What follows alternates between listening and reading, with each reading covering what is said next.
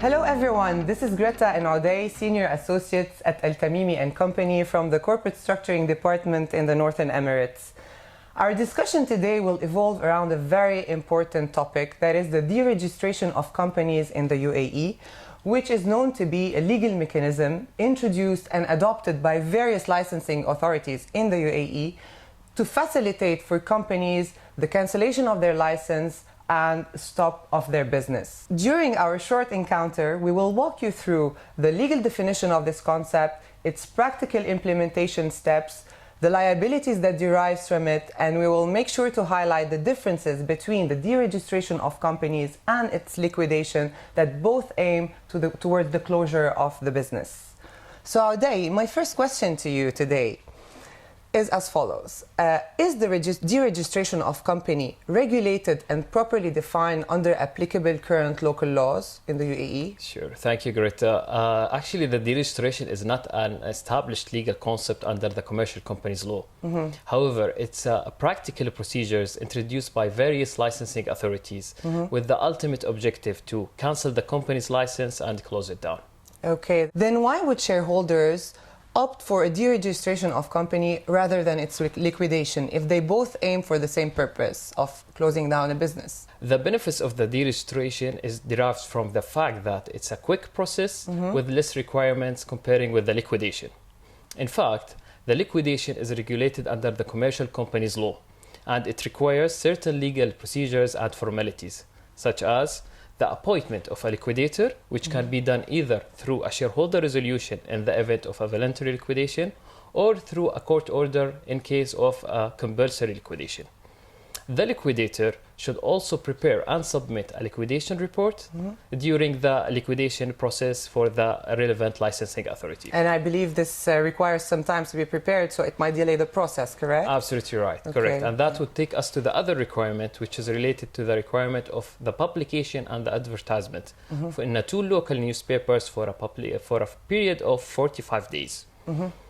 The purpose of such publication is to give the chance for the creditors and any third party to object and hold the liquidation process. In addition to those requirements, there is another requirement related to the internal clearances from the relevant entities, which is SIWA, DIWA, telecommunication provider, and etc. After completing all of these requirements and submission the liquidation report by the liquidator, the licensing authority will issue the final liquidation certificate. Okay, understood. So you mentioned earlier that the deregistration process is not governed under the local applicable laws. Then, in that case, what would be the legal framework under which the deregistration process is regulated? Sure. The deregistration is usually regulated under the internal rules and regulations by the relevant licensing authorities, such as the Economic Development Department and most of the free zones. Okay, so basically what you're saying is that the Economical Development Department and the free zones has each its own set of rules and regulation. But in that case, are there any common guidelines or requirements that we should be aware of? Sure, there are main or standard requirements and steps that usually will be done through the deregistration process, such as a shareholder resolution approving the deregistration and the cancellation of the company's license, clearances from the relevant entities such as telecommunications and Emirates Post, and we have the cancellation of the memorandum of association.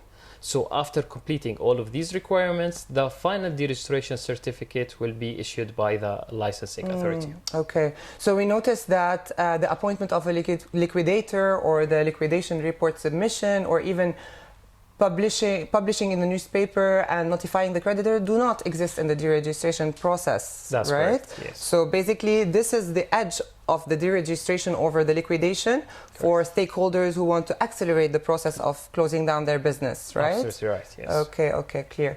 So does this mean that once the company is deregistered, it will be considered as dissolved and ceases to exist as a legal entity itself? Sure, it's an interesting point, Greta. Actually, the deregistration only aims to cancel the company's license. So practically speaking, the company will be discharged from any liabilities toward the authority only, but not towards any third party or creditors. So legally speaking, the company to be considered as dissolved and cease to exist, it should go through the liquidation steps, even if it's deregistered. So basically, in other words, a deregistered company can still be sued, right? Correct, yes. Okay, okay. And does this liability extend to the managers of the company and the shareholders in certain cases specified by law? Sure. Actually, having said that the deregistration doesn't require the notification of the creditors or any third party, nor publication to in a local newspapers, the managers and the shareholders, in their certain circumstances provided by law, may remain liable for any debts related to the company's business. Okay, okay, clear. Well, thank you, Ade, for those valuable insights. We can say in summary and as a conclusion that the deregistration of companies is a legal process that is originated from the procedural practice adopted by various licensing authorities in the UAE. That being said, the deregistration of a company does not waive the liability of the company itself or its shareholders and managers, as it is the case in the liquidation process. The reason behind it, the major reason behind it, is that the notification of the creditors do not occur during the deregistration process, and it is meant to protect their rights. We will leave you on this note. Thank you so much for listening. If you have any questions, queries, or clarification, do not hesitate to reach out. See you again in the next video. Stay tuned.